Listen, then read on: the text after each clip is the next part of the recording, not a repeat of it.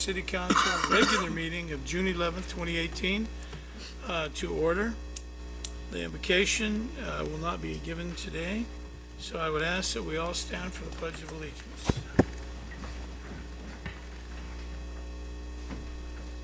I pledge allegiance to the flag of the United States of America and to the republic for which it stands, one nation, under God, indivisible, with liberty and justice for all. Thank you very much. Please call the roll, Rona. Councilmember Jimmy Walker, Here. Councilmember Steve Hudson, Here. Councilmember Robert Huddleston, Mayor John Thompson, Here. Vice Mayor Jackie Henry, Here. Councilmember Joseph Marsh, Here. and Councilmember Tatiana Murrieta. Thank you. We have a quorum, Mayor. Thank you, ma'am. Item 4 under presentations, the monthly report and business spotlight recognitions by the Coolidge Chamber of Commerce. Good evening. Good evening, Mayor Thompson, Vice Mayor Jackie Henry, and Council. We don't have a June spotlight. I apologize for that, but we have quite a few renewals. Trans-Canada, Arizona Public Service, J. Warren Funeral Services, Rise Rehabilitation, TJ Shope, Liberty Tax Services, Sonoran Family Practice, Brown's Amusement, Robert Boyle Farms, Coolidge Veterinarian Hospital, Coolidge Rotary Club, San Carlos Irrigation, the Tire Factory, Arizona Best Block, KFC, First Baptist Church, Coolidge Lions Club, Coolidge Gun Club, and Green Tree Suites. New members for April are Arizona Sunsets, MA Web Center Consultant, Shelton Cook Real Estate Services. Our stats, we had 233,064 web hits. That's down just a little bit. Our walk-ins are up just a little at 700. Phone calls are at 350, which is up. We sent out 3 location packets, Ohio, Arizona, and Minnesota, I'm sorry. Top states that visit us was Minnesota and South Dakota. Top foreign country, Canada. The Cascran Ruins, they're down a little bit for the month of April, 6,077. That might have to do with the rate increase. Not sure on that, but we'll get some more feedback as time goes on. Year to date, that's visited the ruins is 40,749. Some events coming up are on June 14th, Family Trivia at the library, and on the 20th, the Adult 101 Money Moves. We'll have our membership luncheon on the 20th, and on the 21st, lip sync battle. For more information, you can visit coolidgechamber.org on details on that. Do you have any questions? No? Any questions, anybody? All right. You guys did a good job. Thank you. Thank you. Okay. This is a call. I'm going to call the public. This is a portion of the meeting where the public has a chance to come up and address the council. If you choose to do so, please step forward, and when you get up here, give us your name and your address. And usually, did somebody? Oh, you got Yes, names? Honorable Okay. Mayor and Council, we have 2 speakers tonight. Okay. The first one is Nikia Gardner-Gonzalez.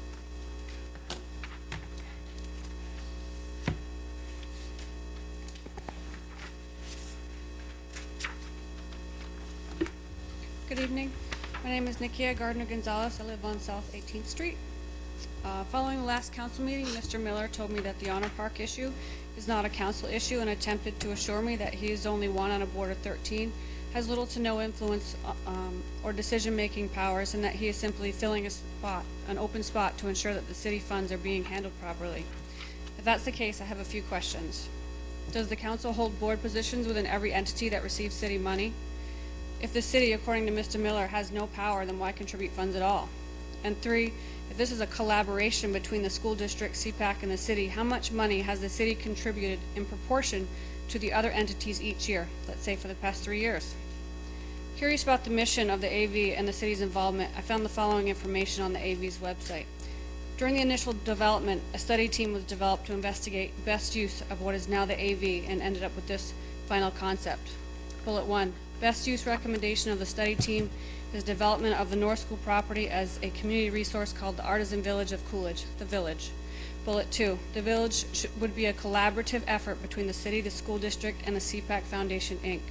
Bullet 3, the Village would be dedicated to the fusion of the arts with technology as an economic driver for the city, as an educational resource for the school district, and as a direct arts connection with the CPAC.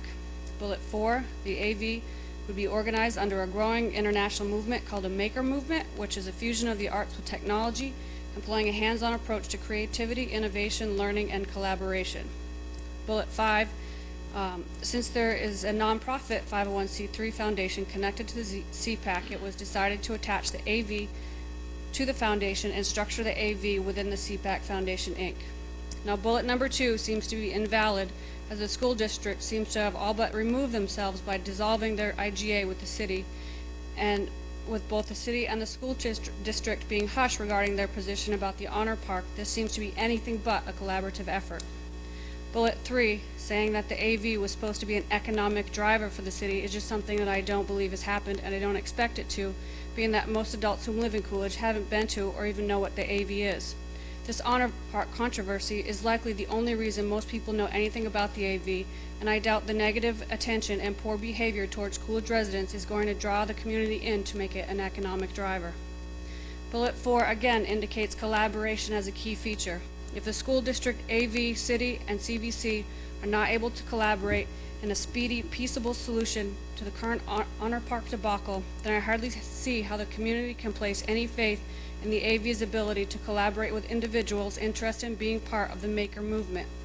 Furthermore, the Maker Movement is best associated with enterprises like SD and Pinterest or other lucrative DIY technology-based businesses. The AV hardly mirrors anything like a Maker Movement. Bullet 5 seems to be largely related to tax codes and hiding under a nonprofit to skirt property tax burdens, so I'm not exactly sure how that fits in with the whole final concept. However, being that at least 3 of the 5 bullet points are questionable, I strongly suggest that the city request the collaborating entities to once again form a study team to reevaluate the best use of the property, come up with a less debatable concept. I would like to request that the city pursue an independent audit to clear Mr. Miller of any conflict of interest issues and ensure that city funding is being used properly, and to determine if the AV has become the economic driver that it was intended to be, so that ongoing city funding might be justified. Secondly, I'd like to request that the city withhold any future funding until such study and audit have been completed. Oh, okay. Thank you. Okay, anybody else? Oh, you're... Our second speaker is Benjamin Navarro. Okay.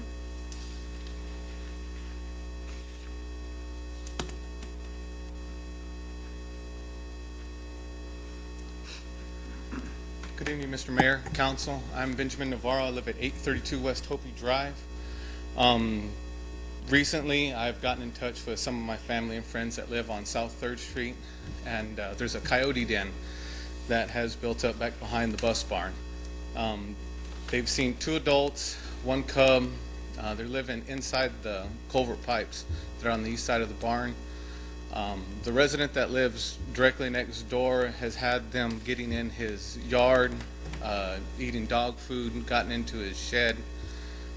He's called animal control about it. Animal control says they can't handle wildlife because they're wild animals, and told them that, gave them a few instructions on how to scare them away.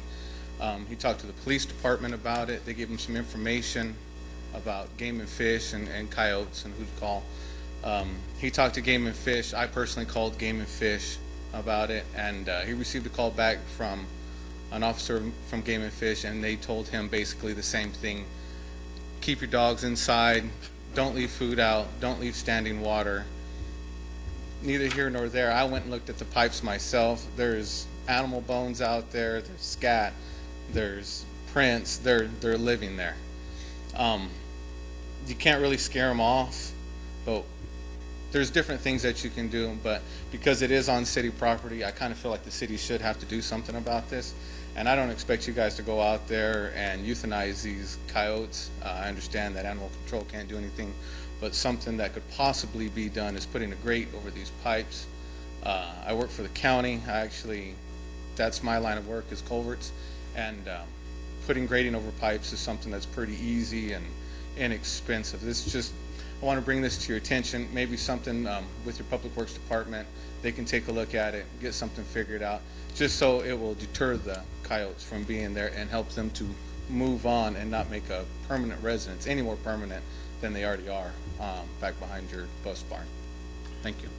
Thank you, sir. We appreciate you bringing that to our attention. I had heard that there was some, I thought the coyotes were out by Heartland, but I guess this is the one, there's supposed to be a pretty good sized coyote running around town that has some pups, so do you think, is this the one? Did you see any indication there was pup? There's one pup with 2 adults. So that's the one, okay. Well, Mr. Miller, I guess you probably need to look into that and see what you can do about it. We'll look into it, Mayor. Okay, thank you. Thank you, Mr. Morrow. Anybody else? That's No? all the speakers I have.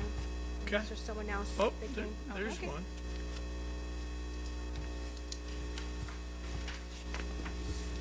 Good evening, Council, Mayor.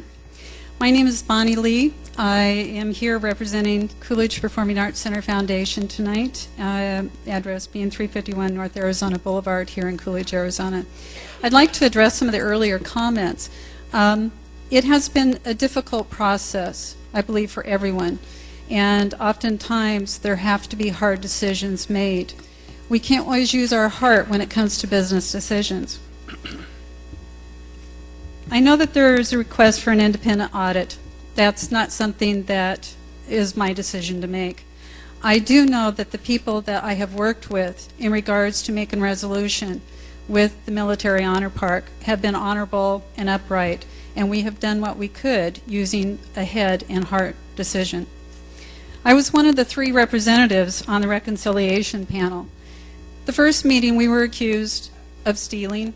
Second meeting we were accused of spending all the money.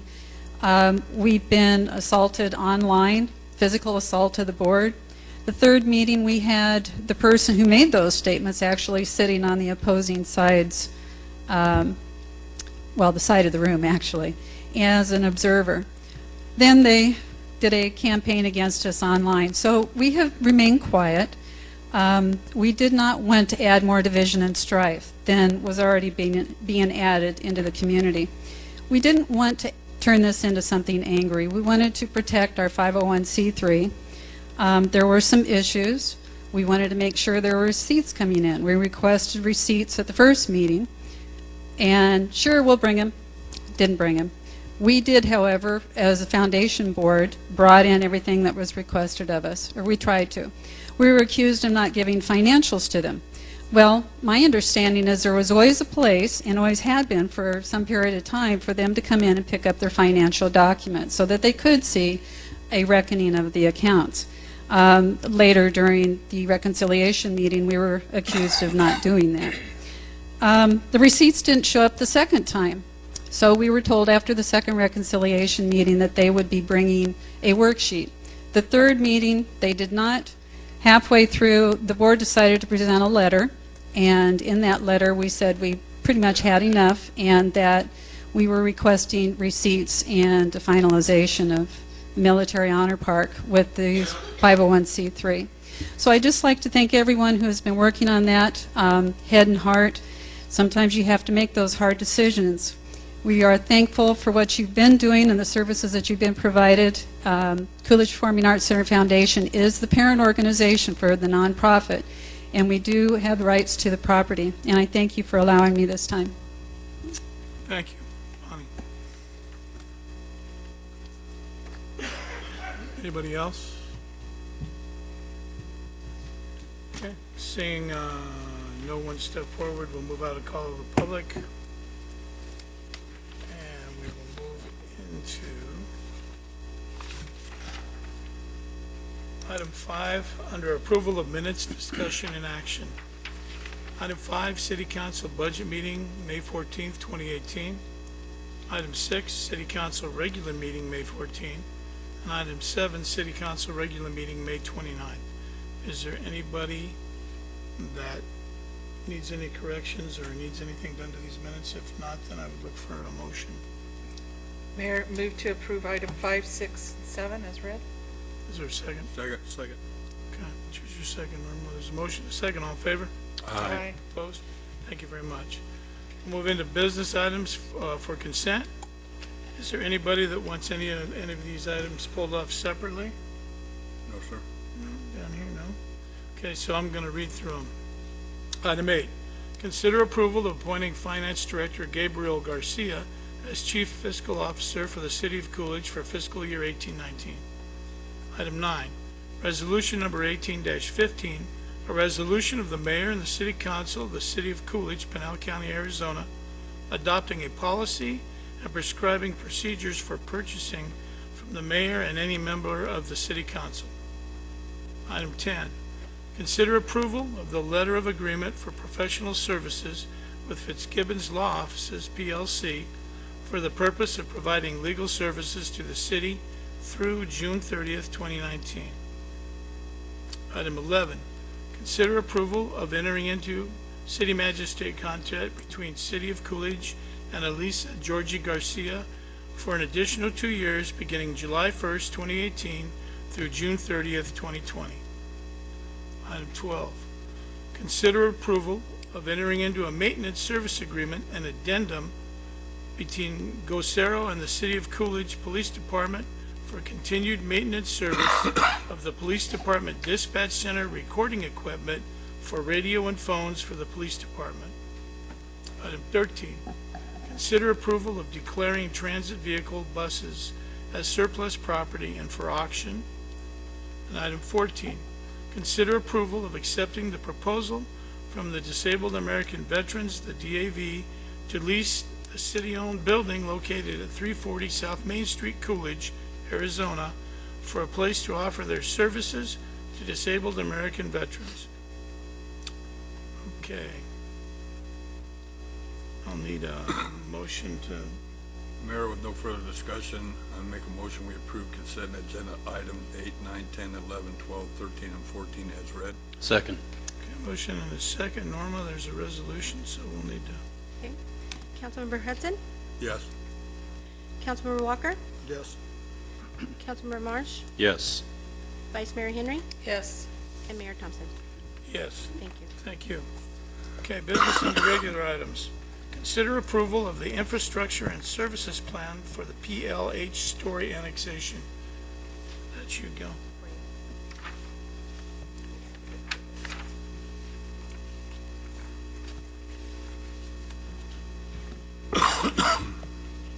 Mayor Thompson, Vice Mayor Henry, council members. This is part of the Mesa Water Farm purchase from Pinal Land Holdings and St. Holdings. And this is part of the annexation of annexing 11,000, I think it's 332 acres, more or less. And so in order for us to move forward on any of these annexations, we first have to develop an infrastructure and services plan. You've seen this before, and what we do basically is on the plan just state what the city provides at the time, and of course these things will change as we move forward. So this is part of the first portion of annexing 432 acres. That'll be the next item. So this is just the infrastructure and services plan, and we ask that you approve this plan, and then we can go on to the annexation if you'd like. Now, unless there are any questions you may have on the plan.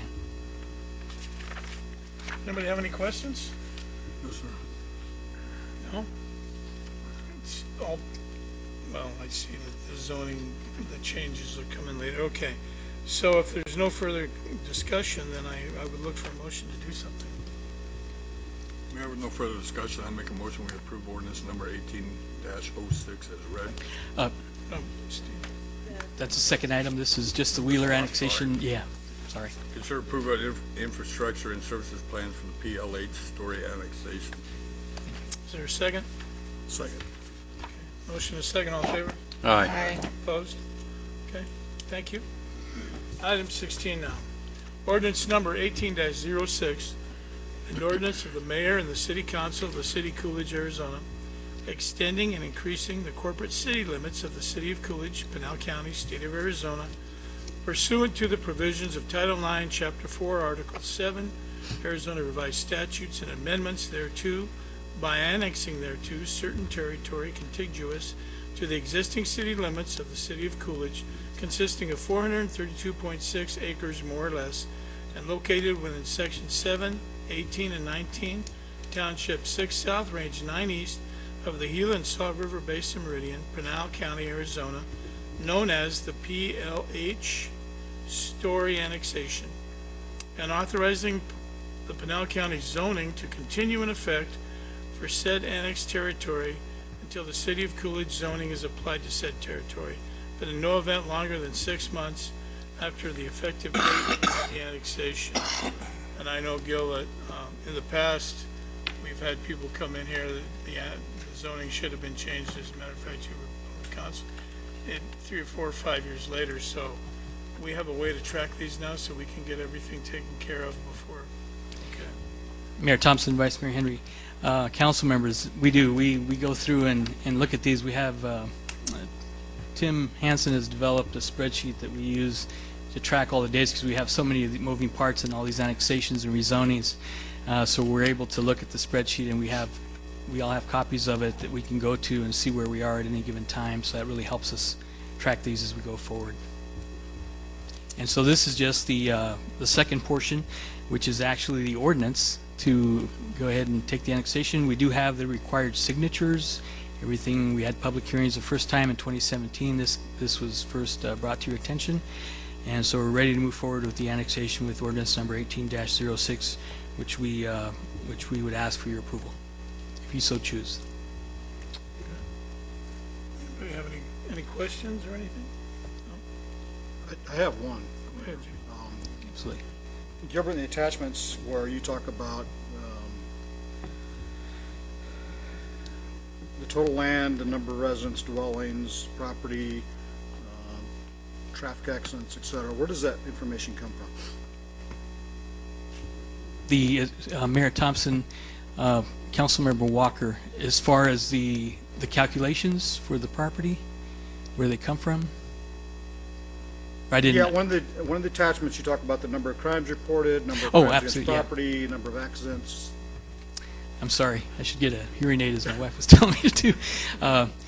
Councilmember Walker, we get that from the police department and the data that they provide. So we send the report out every time we have a new one of these to all the department heads, chief, police, fire, and they go through it and update with the most current one we have at the time. So it'll change slightly from project to project, but we try to include everything from police, fire, what Public Works is doing, response, those type of things. And of course, it changes slightly depending on where we are, but that data should be pretty accurate.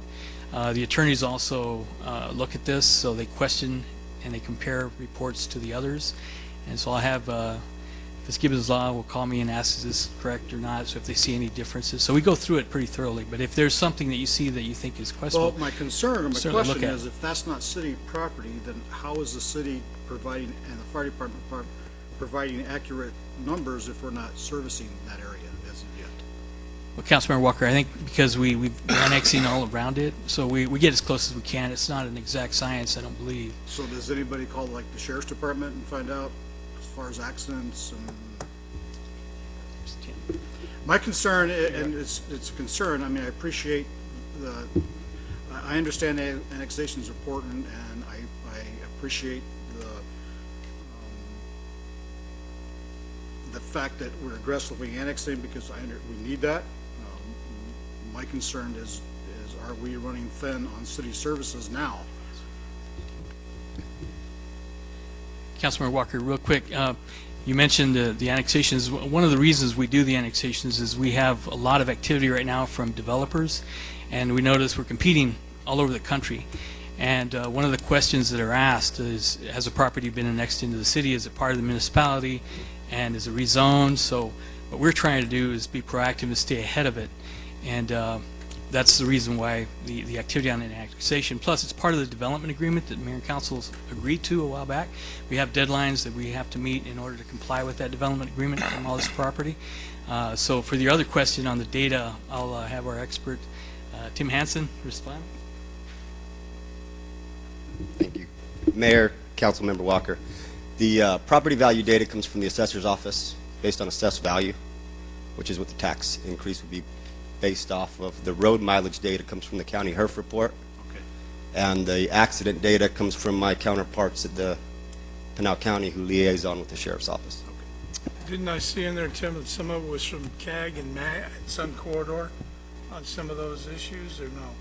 Isn't most of this involved in these ordinances tonight? Most of this is farm dirt, isn't it, with limited people out there? Mayor Thompson, probably about half of this particular annexation is active ag land. The other half is undeveloped desert, with one large parcel being owned by Arizona Water Company for a future water recharge credits. The portions you're referring to about Sun Corridor and CAG, and those are in the body of the document itself, as opposed to the stat page that Council Member Walker is referring to that's listing structures, road mileage, assessed values. The rest of the stuff in the body of it comes from various sources, CAG, MAG, Sun Corridor, our own transportation studies, and our own internal staff. I'm sure Councilmember Walker's very familiar with those areas. He's probably driven there many times. Just a few. So, yeah, but it's good to, to me, it's good to know who's out there and what's going on. I can't imagine there's going to be much activity on the Arizona water land. It's simply for recharge Yeah, credits. that's what I mean, so, okay, thank you. Thank you. Anybody else? No. Okay, if there's nothing further, I'd look for a motion.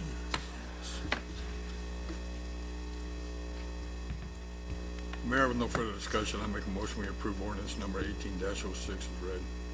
Is there a second? Second. Okay, there's a motion and a second, Norma.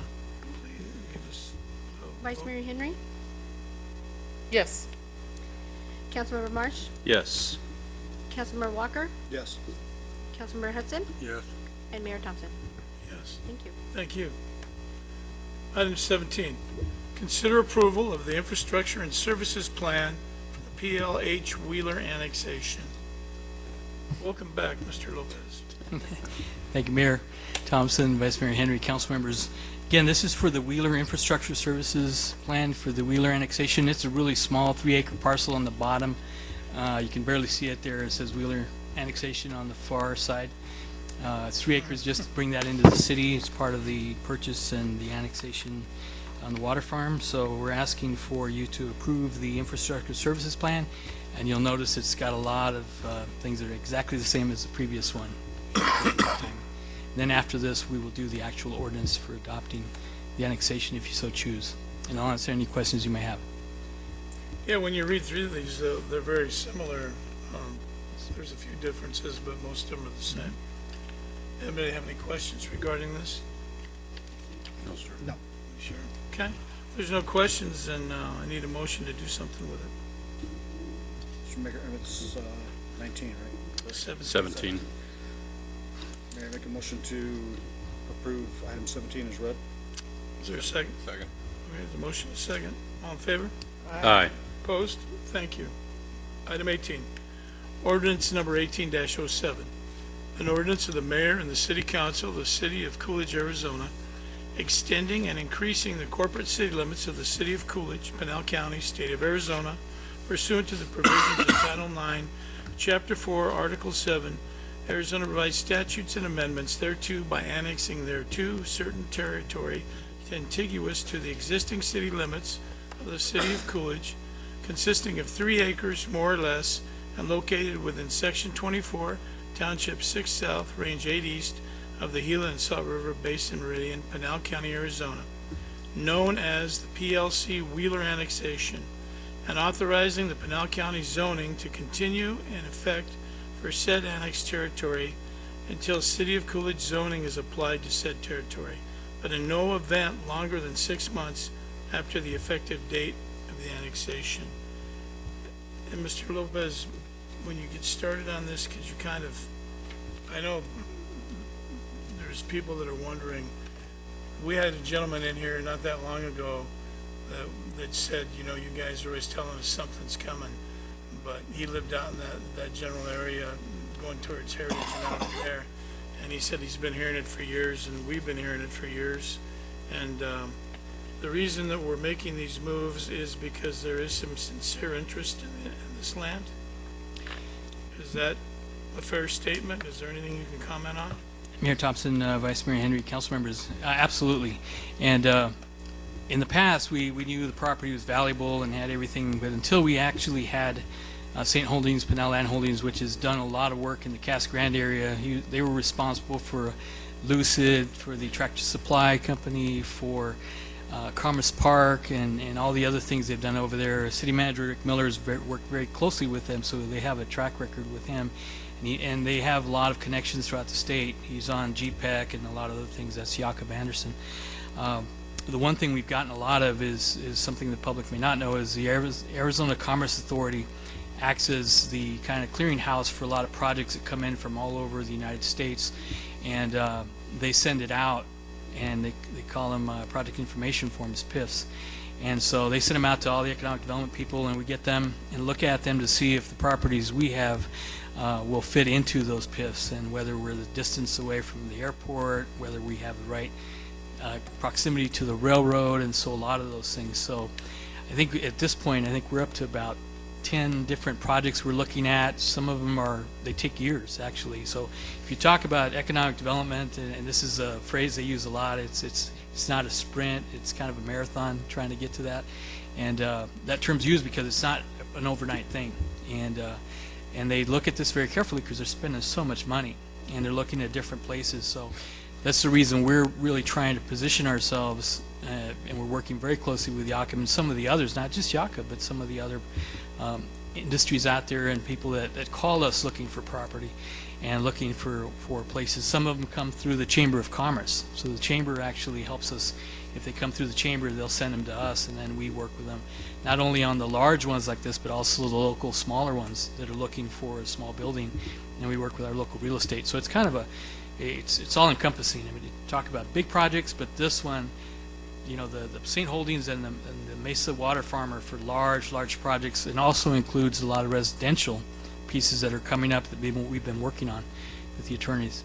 So we do sign non-disclosure agreements, and if we do disclose the names because they're negotiating, you know, we actually lose the project. They just leave. They won't contact us anymore. So I don't want to be the one responsible for losing jobs for our kids. Don't disclose anything, Mr. Lopez. So I hope that answers the question. Well, it did, and I just wanted to say, it all changed. We've sat up here for a long time, and we paid a lot of money to some agencies that were supposed to be providing financial help to us to bring in business and industry, and we never got anything from any of them, one in particular.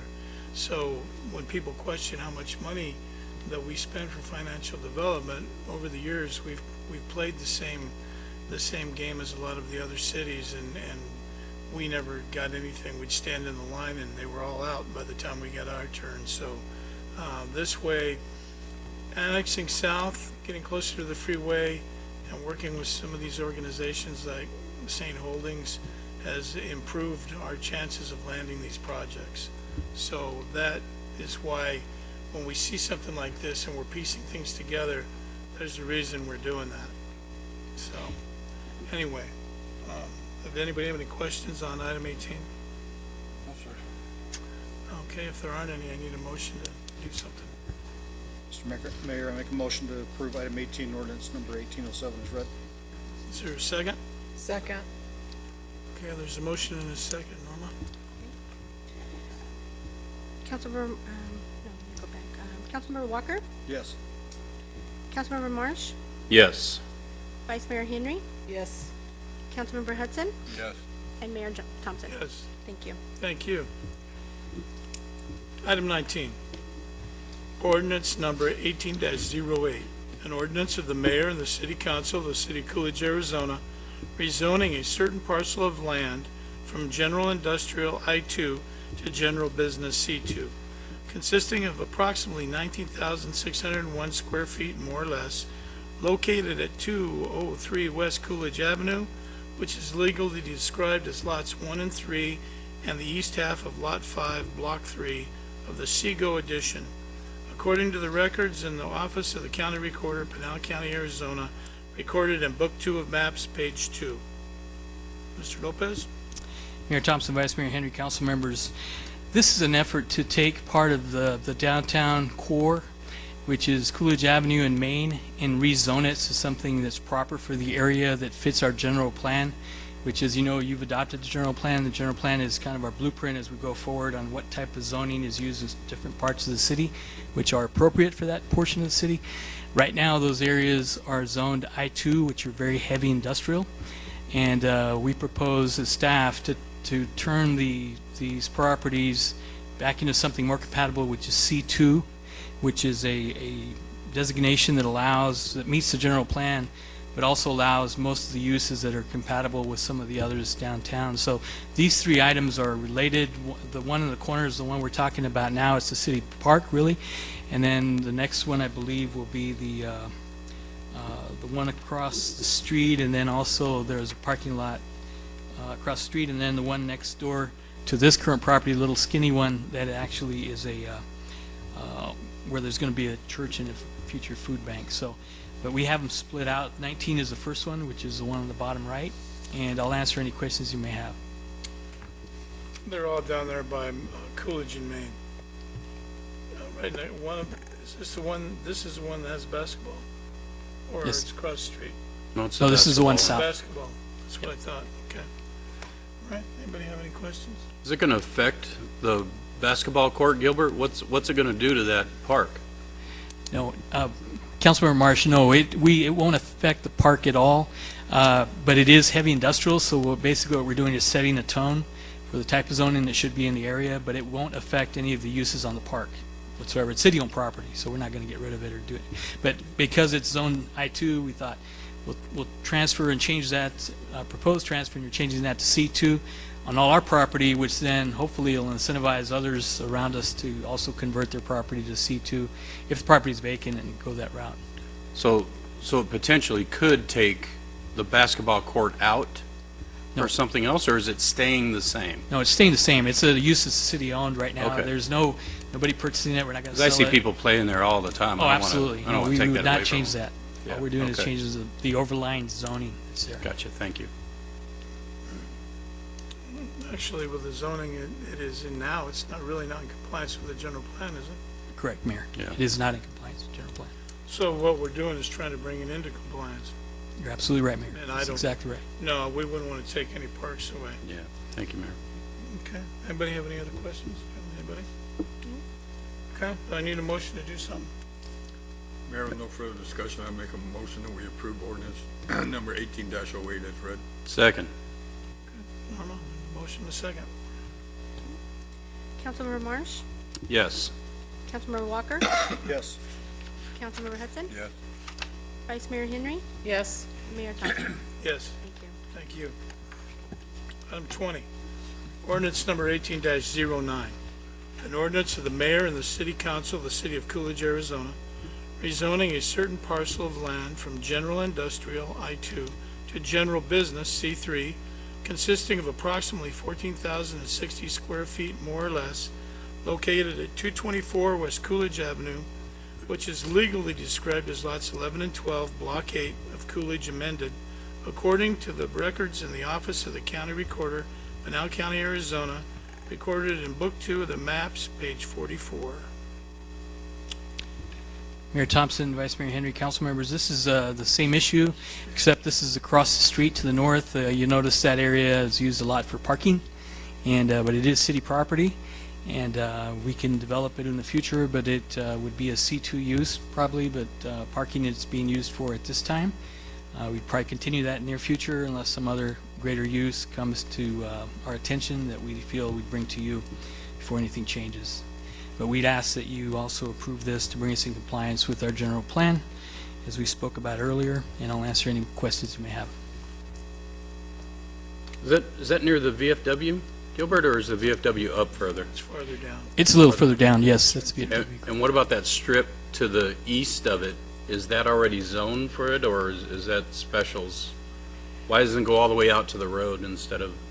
Councilmember Marsh, we don't own that, so we can't, without them actually asking us to rezone it, we really can't, or we'll face some, I Understood. think it's Prop 207. Thank you. Okay. Anybody else? Okay. Then I need a motion. Item number 20. Mr. Mayor, I make a motion to approve ordinance number 1809 as read. Second. Motion is second. Norma?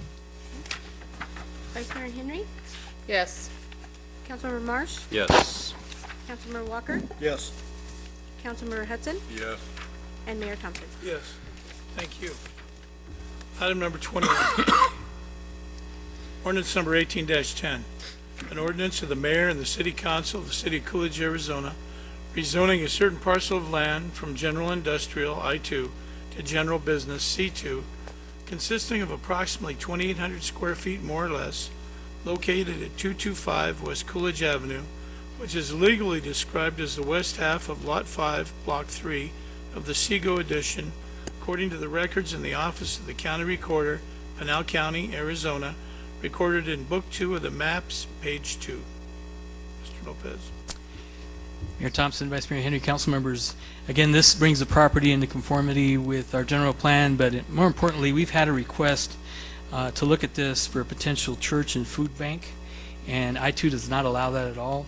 This would still need to go before Planning and Zoning Commission as a conditional use permit if they so choose to pursue this, but at this point, it can't go forward in I-2, so we're changing the zoning to C2 to allow that to go forward. Plus, it's the right zoning for the general plan, so it serves a couple of interests in this particular case. And so I'll answer any questions you may have. Anybody have any questions? No. I know they're already in there working. Mayor Thompson, I believe they may be cleaning and doing other things, so hopefully. Yeah. Okay. If there's nothing further, then I would look for a motion to do something on 21. Mr. Mayor, I make a motion to approve ordinance number 18-10 as read. Is there a Second. Okay, there's a second. Okay, Norma? Councilmember Hudson, Yes. Councilmember Walker, Yes. Councilmember Marsh, Yes. Vice Mayor Henry, Yes. and Mayor Thompson. Yes. Thank you. Thank you. Thank you. Thanks, Gil. Ordinance number 18-11. An ordinance of the City of Coolidge setting its 2018-2019 expenditure limit and approving and adopting the 2018 to 2019 tentative budget for fiscal year 2018-2019 and declaring an emergency. The first thing is tell everybody that it's why we're declaring an emergency, so they don't think there's a problem, that it's a procedural thing. Well, Mayor, the reason we declare the emergency is usually when you pass these ordinances, they don't take effect for a period of time after. We have to come back and pass this budget by the end of the year because we have to, or by the end of the second meeting in June, because the first meeting in July, we have to actually set our property tax levy. So in order to keep in line with all of the state statutes, this is something that we must do. And keeping in mind that the declaring an emergency actually requires a supermajority. So in our case, we would need 5 out of 7. And being that we have 5 here, if we have 1 no, then we basically go back to the drawing board and we'll have to come back at a special meeting. So. Okay.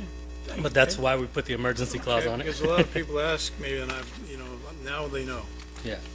A couple things, but since the last time we've come to you, I put the budget together for the numbers because we have the official budget forms that we have to turn into the state. When we set this expenditure limitation, that's the top dollar that we can spend no matter what. So one thing that I'd like to clarify too is when people say we're passing the budget, yes and no. We're actually just setting the ultimate amount of expenditures that the city could expend within 1 year. We are required to present a balanced budget, so there's no way we can actually go and spend more money than we actually have. So that's a lot of times why you see some of the numbers. Our budget usually is anywhere between 44 and 46 million, around there. We never spend that amount because a lot of it is put into grant placeholders in case big growth comes. Mayor, you asked Mr. Lopez earlier, if we happen to get one of these big projects that come, you have to have the ability to be able to not only collect the money, but then be able to expend the money to be able to accompany the growth. So that's where that number comes. So it should be noted in this budget, there is about a $19.6 million placeholder for something that may happen. We are in the running for a big grant. I believe it's $9.6 million, and then we have about a 10 million placeholder in case any of these big projects are actually land, that we have the ability to be able to do something with them. And some of these grants have been carried over. Sure. Yes. I mean, we've been working on these for years, trying to put all this economic development together, because people like to come where there's infrastructure and they're ready to build. And all we're doing by adding the extra money in the budget is, in the event that we get what we're looking to get, we can spend. We'll be allowed to spend it, as opposed to if we put it at 22 million, we got a $9.6 million grant for a road project or to build an interchange or something. We can't use it. We wouldn't be able to accept the money at that time if we didn't have it in the expense limitation. And this again goes back to a legislation that happened a long time ago. I think it was 7980 when they imposed the expenditure limitation. But typically we spend about 19 to 22 million, usually around 20, 21. But the budget again is about 40, 42. This year it's or last year was 44. This year it's 46. But we did up those grant amounts because, again, we feel that we're fairly close to landing one of these big projects. So some of the things that changed in the budget since the last time we came are things that we knew were going to be changing, and that some of that was the insurance. We finally came down, and I believe it was the meeting before last, you guys approved the insurance packages for the city. So I had to go in and actually make some modifications to those line items to accommodate those budgets. Along with that, the other thing that we did is, with making the determination to accept the insurance packages that you did, we were able to go ahead and factor those raises that we had been talking about during the budget meetings into those budgets. So the insurance number came down a little bit. Wages went up based on the salary plan that we had talked about. Since one of our last budget meetings, you approved the Cox telephone agreement. I had to go in and make modifications in our budget for that. Some minor insurance things, that happen with property taxes and things like that. I mean, not property taxes, liability tax that we pay for our liability insurances. And then, again, after I put this together, gave Norma, I pushed go on my tentative budget forms. The state finally came back and gave us the final state share revenues. And so this was last Thursday, about 310. So in that, not included in this budget, and this is a perfect example of why we set that expenditure limitation, and we usually operate somewhere underneath it, is because state share revenues came in about $13,000 higher for the general fund. So had I not budgeted that, we would not be able to spend that if we actually cut it to the line. Now HERF was the biggest beneficiary, and the state did well and came back. They did grant us some additional one-time HERF again, and so I believe it was about $34,000. Then they came back with about $50,000 in higher revenues in that HERF. So HERF came out about $85,000 higher. And again, if I didn't have that cushion within this budget to be able to have that, when I came for tentative, I would have had to redo all the documents to do that. So those are some of the changes. Like I said, you guys have all the materials. I know Councilmember Marsh, I believe you have some questions, but I'll entertain any questions you may have. Go ahead, Councilmember Marsh. All right, Gilbert, let's just pick a few. Okay. I had a question on the full-time fire. There's a $50,000 difference from last year's budget to this year's budget lower. Why is that? Yeah, basically we're in the process of combining those departments. For whatever reason, at such time back in the day, they were running these budgets separate. So right now I left the salaries in there in terms of the budget. Those will all actually be charged to the 534, which will be the what used to be the volunteer budget. So just so you see the salaries, I left those there, but all operational money was moved to 534 as opposed to 535 and splitting them. And basically what that was is when you're splitting things, when you buy a piece of equipment, it doesn't matter which station you use it at, it's still kind of part of the fire department. Gotcha. And to try to, basically what we were doing is just splitting bills, 60-40, 50-50, when we can actually just pay them all out of one budget.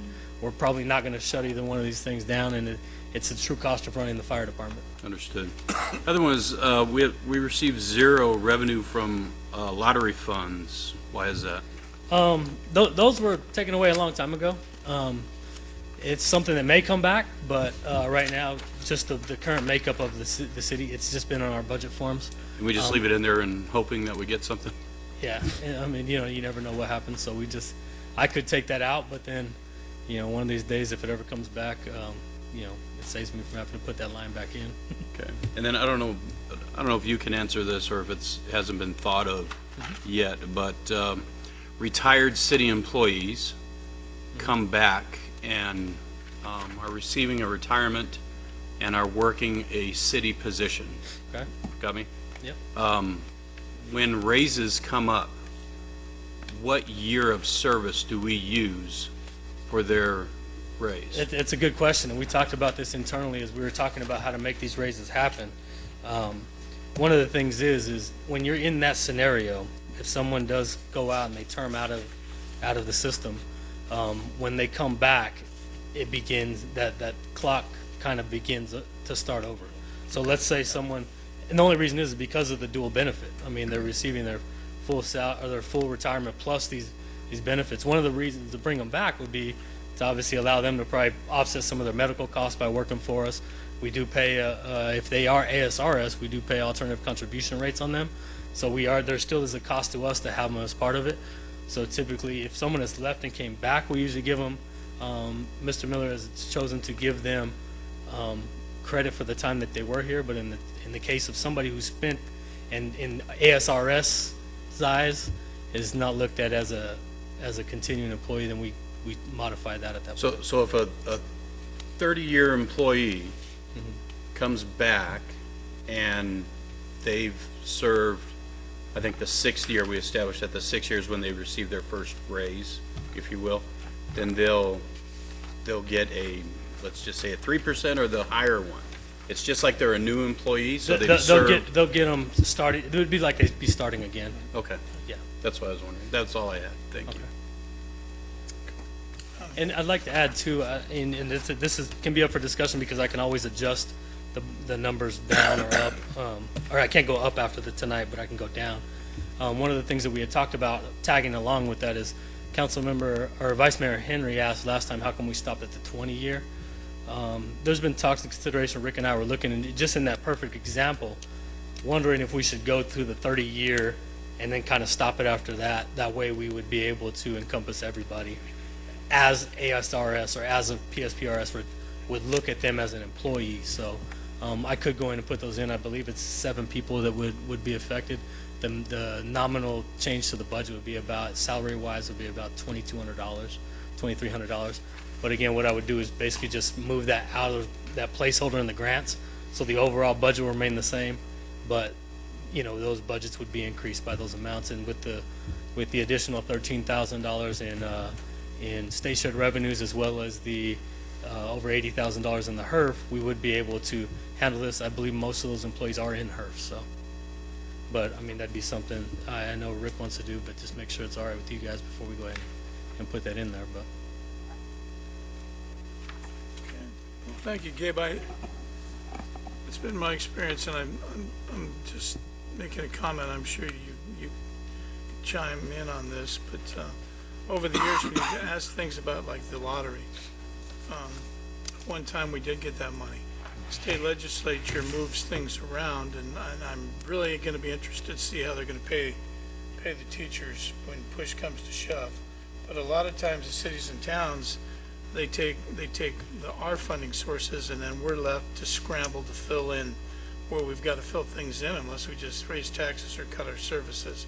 And we haven't done that here, but that's part of the problem, and that's part of the reason you see those things, is because at one time we did get some of that money. But when you own the bank, you can kind of put it where you want to put it, and the other guys are going to have to scramble to make up the difference. And that's a position we've been in for quite a while. I mean, you've worked at a jurisdiction where they have plenty of money, and then you came here, so it's got to be a shock for you. I've seen both ends of the spectrum, but it's always one of those things, Mayor. When you're looking to try to do these budgets, the revenues is the most tricky thing to do. You never know what's going to happen. I mean, a lot of it is out of our control. Even you may set your sales tax rates, you may set your property tax levy, set any of these, but it just depends on what actually comes in, what the economy's doing, how much money we actually bring in. So that's what we try to be very conservative on our estimates, and we try to try to do the best we can to pinpoint them. And we've been pretty lucky recently, but you know, I think there's some better days coming. We just have to kind of hold the fort. Hey, Gabe, on the city sales tax, it shows the estimated revenues of 2018 was $3.6 million. And actual revenue is $3.8 million. Is that through, you projected through the whole month of June? Yeah, Yeah, Councilmember Hudson. What we do is we actually go all the way through, because June, we actually collect all the way into about August and even part of September. We usually try to cut off all accruals at the end of September, so anything comes in, you know, the June the transaction privilege tax reports are due about the 24th. We won't get that money because nobody will pay it until July and even maybe August. So by the time we get some of that money flowing in, we did put that in there. And again, I tried to be as conservative as I could, but you know, as you can tell by the estimates, it looks pretty promising. So I mean, yeah, I mean, it's up $200,000. There's some things happening, and you know, we don't want to count our chickens, but you know, they look pretty good right now. And then the 3.9 million, you're pretty conservative with that figure. Yeah, I actually put it up a little bit higher. You know, we do the transfer out. We transfer 25% of city sales tax into capital. So those numbers are a little bit higher. I believe that these are attainable. We will continue to watch them and make sure that we stay in those, or we spend where we're at. Usually what we do is we try to minimize the amount of capital purchases early in the year until we start to see a trend of the revenue coming in. So this will be the actual first real year with some solid tax data, as a couple months ago you guys approved the City of Phoenix IGA, where we're able to use their tax analysis software. Really powerful tool. It helps really see where we're at, real-time data. So I'm comfortable with these numbers, even though they're a little bit higher. And that's hard for me to say because, you know, I don't want to be sitting here, you know, in December or January saying, hey guys, we're not going to hit these numbers. No, so for me to be able to put that in there, I'm very conservative when I do these budgets, just so we don't have to be in that scenario. So I think they're attainable, and hopefully they'll be a little bit higher, because that means the city's doing well, and people are coming and they're spending money in our city. So. I'll tell you one thing, if any indication is how that Circle K is north of town. I think we all spend time in that line. So I wish we could have a couple of those. So thank you. Yep. Any other questions? So again, tonight that top number won't change, but you know, it could go down or it could go up depending on.